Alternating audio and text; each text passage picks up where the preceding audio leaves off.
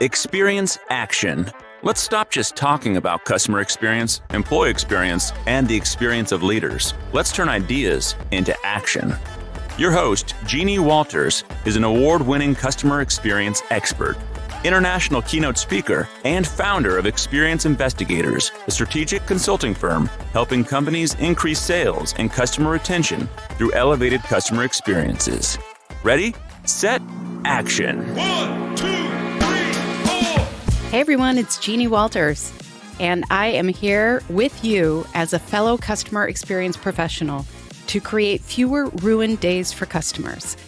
We have a great question about when we actually might be responding to ruining those days. Let's go ahead and get started. Hi, Jeannie. I am a CX leader in the financial industry who is working on a Voice of the Customer program. I've been very focused on collecting feedback, but I keep running into barriers when trying to put it into action. What strategies do you suggest around turning negative feedback into a positive experience? Thank you. All right, this I think is the crux of so many customer experience professionals' frustration. This is so frustrating. They are tasked with collecting a lot of feedback. So we diligently collect that feedback. We share it out to the organization. We share it with our leaders. And we say, hey, there's a complaint here that we should address. And everybody kind of looks around the room and thinks, yeah, we probably should. But there's nothing to do with it. So we hear that complaint again and again and again. It can be incredibly frustrating because obviously something is not going well for the customer, which is supposedly why we're collecting this feedback. But if you find yourself collecting feedback just to report out on metrics, be aware that you might be turning into what I call a number narrator. This is where the sole position of the customer experience role is really to be there to talk about the good metrics. Oh, look, our customer satisfaction rate went up. Our NPS is holding steady. That doesn't actually do anything to move your organization forward, and it actually doesn't do anything to improve the experience unless you have a plan. So today we're going to discuss how to take action on that negative customer feedback. The kind of feedback that sometimes makes you cringe or even angry when you read it or hear it from a customer. But negative feedback is actually not the end of the world. It's actually the beginning of a journey. It can be a great opportunity to improve your products, services, and internal processes. And frankly, responding and reacting and acting on negative feedback shows your customers that you care and listen. But you need a plan. If you gather feedback just because people are curious, and this happens all the time, leaders come to us and say, will you add this question to your survey? Will you go ahead and make sure we have a metric around how people feel about our coat rack at the restaurant?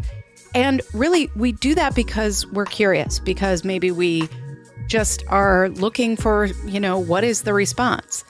But if you don't have an action plan for what happens if you get negative feedback there, then you're wasting your time and the customer's time. So do not ask a question, do not gather feedback unless you know what you're going to do. So before you add that question or request even more feedback from an angry customer, ask what will we do next and who needs to be involved. I like to approach feedback as a strategy that goes alongside your customer journey. Each time we ask for feedback, it's an opportunity for customer engagement. But we have to treat it that way. We have to respect it as part of the customer journey, not something that's separate from it. And we have to look ahead. Now, some feedback, unfortunately, usually the negative kind, Everything here sucks, is offered proactively from customers. They want you to know how disappointed they are, so they let you know, don't they? Yep. By calling customer service, filling out a form online, or declaring it publicly via social media or customer reviews. These customers can be easy to label as quote-unquote difficult, but really, they are super passionate about your brand. They are telling you how disappointed they are because they felt so dedicated or loyal or just happy, and now they're not. They need you to know. Listen to me. Listen to me. Listen to me. These customers could be the best kind to win back. So think of your approach to negative feedback in both an organizational and an individual way. We're going to tackle both here. 2 for the price of 1. Organizationally, know what you can do before you collect the feedback. Get buy-in from leaders and different teams that are involved, and understand who needs to be involved, what processes need to be activated.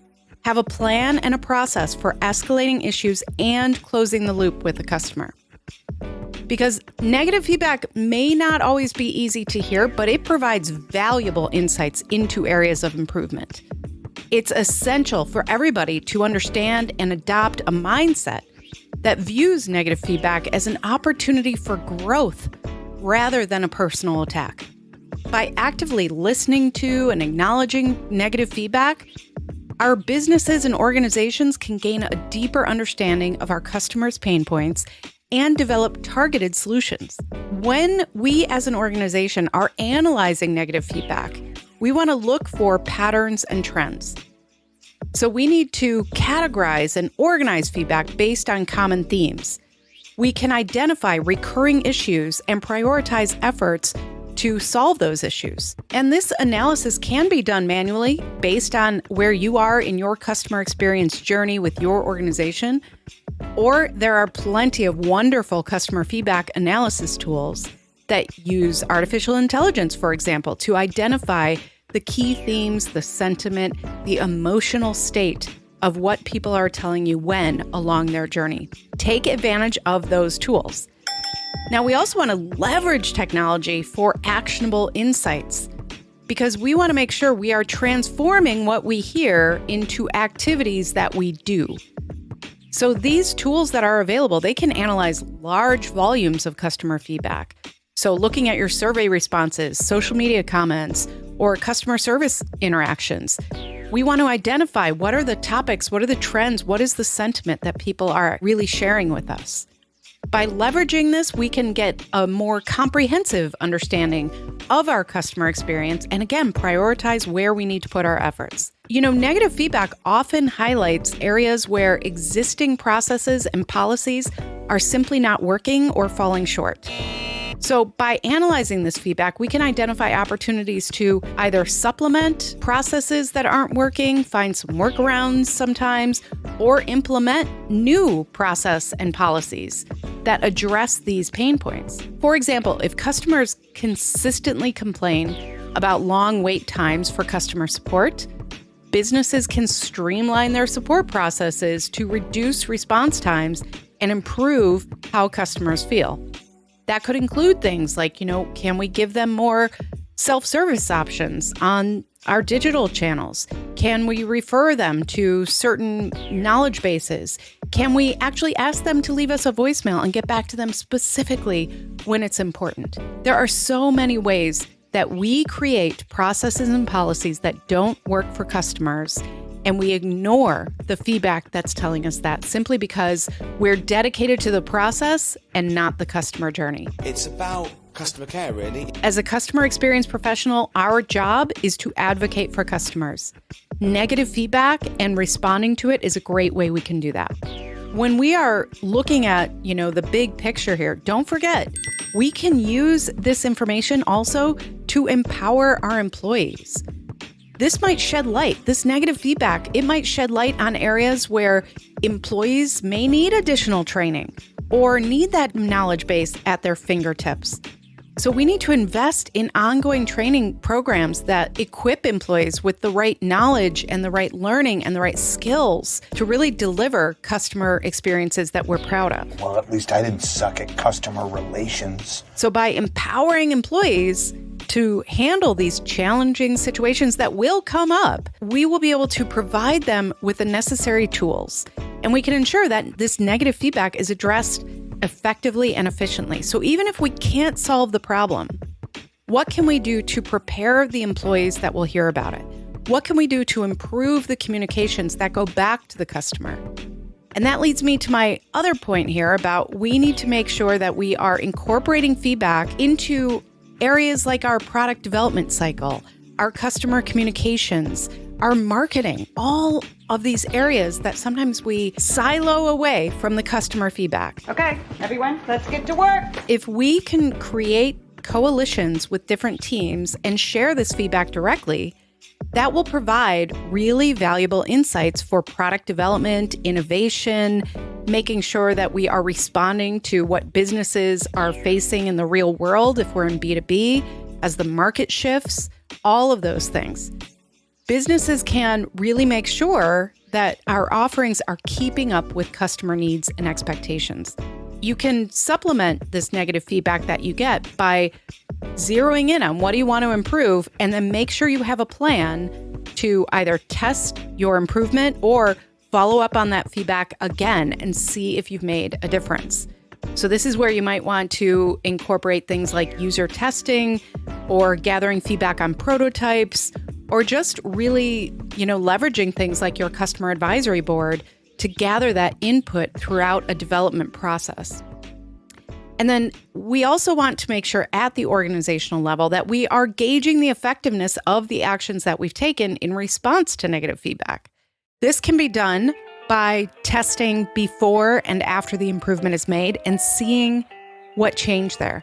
Did the scores go up? Were customers happier? Did they complain less? Did they call in less? All of those things can be measured. And then at the end of the day, we want to make sure collecting negative feedback and acting on it is something that is just part of our culture of continuous improvement. We need to strive for this. We need to innovate around experience. So we need to really encourage people to look at feedback as something that we seek out, we welcome, and we use it to drive ongoing enhancements. That type of culture is what will foster innovation, being customer-centric, and really long-term business success. So that's organizationally. But individually, when you get negative feedback, you have one person who is feeling bad about their relationship with your brand. I don't like it. Something went wrong. We didn't live up to the promise. We did not live up to the customer experience mission. So what this means is that we need to shift gears and think about, what do we need to do for that individual? Because if we only address things at the macro level, we are missing an opportunity to possibly retain a customer, at the very least have some sort of closure over the issue with them, and possibly even turn them around to a very loyal customer. So individually, think about what a complaining customer really wants. The first thing they need is to feel heard and acknowledged.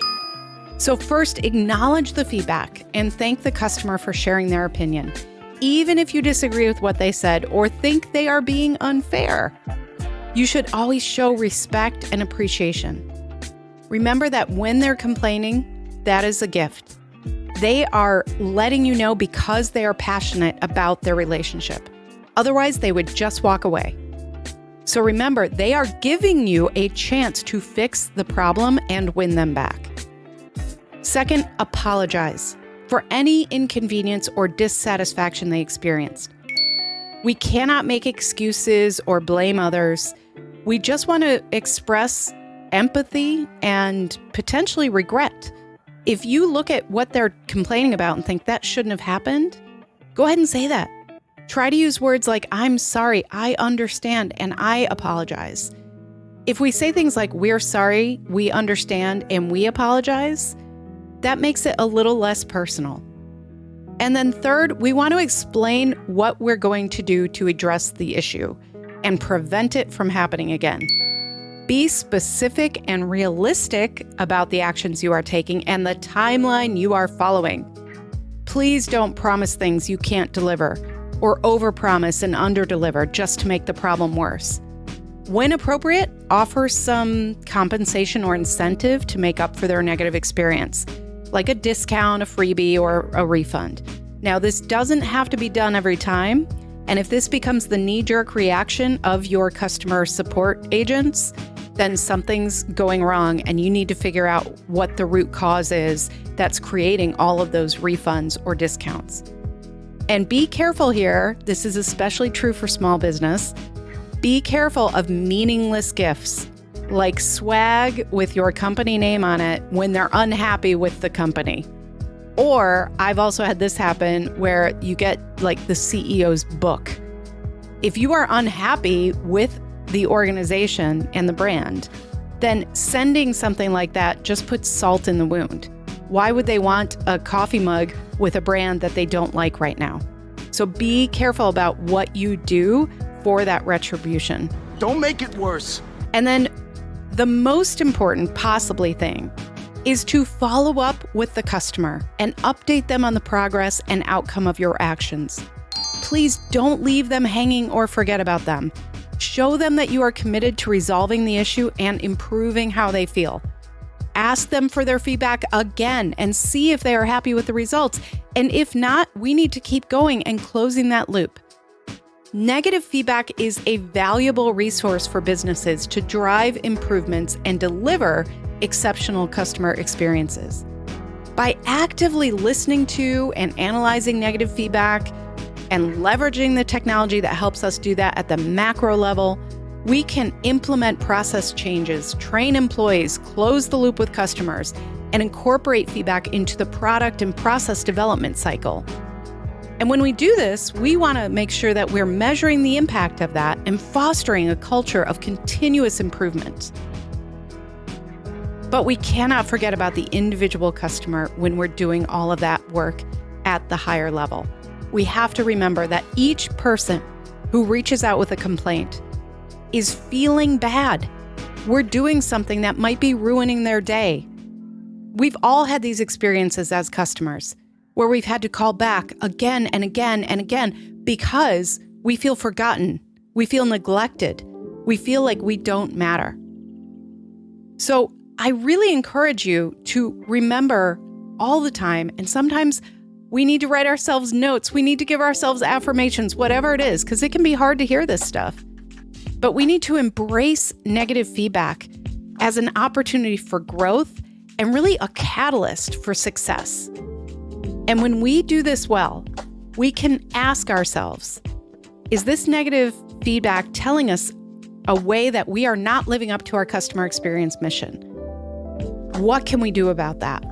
It becomes a really powerful question, and it becomes another way to build those coalitions within your organization so that you can make the real changes that customers are asking for.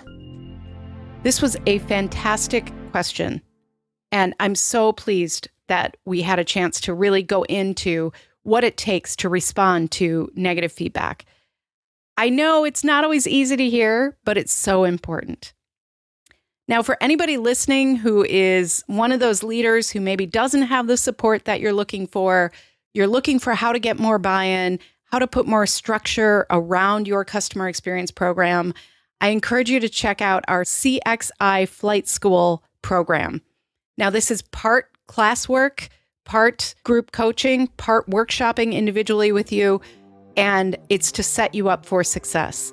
So our applications are open now. Check them out at cxiflightschool.com. I would love to have you join us because we are getting some wonderful feedback from our founding flyers, the first group that is going through this. And it's all about shifting mindsets, making sure you have the right strategy, and then setting you up with the tools and best practices you need to deliver on a business discipline around customer experience. So again, cxiflightschool.com. And if you have any questions, you can always find us at experienceinvestigators.com or ask your own question to me here for the podcast at speakpipe.com/experienceaction. Thank you so much for all that you do, and keep fighting the good fight for your customers. I will talk to you next week.